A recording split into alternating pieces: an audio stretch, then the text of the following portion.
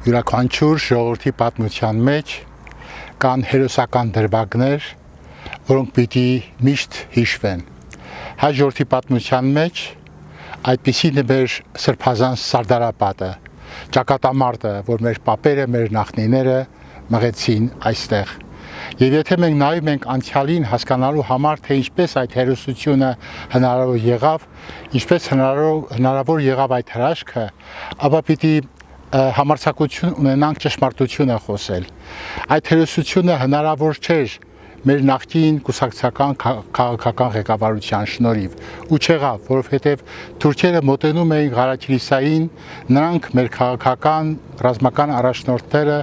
ասում էին հանձնում են Ղարաքիլիսան, թուրքերը մոտենում էին Սարդարապատին, ասում են հանձնում ենք Սարդարապատը, եւ երբ թուրքերը մոտեցան Էջմիածնին ու այդ նույն մարդիկ ում վիճակված էր այդ պահին լինել ռազմաքաղաքական ղեկավարությունը Հայաստանի, նրանք ասացին հանձնում ենք Էջմիածինը եւ միայն այդ ժամանակ ոտքի կանգնեց, վեր ելավ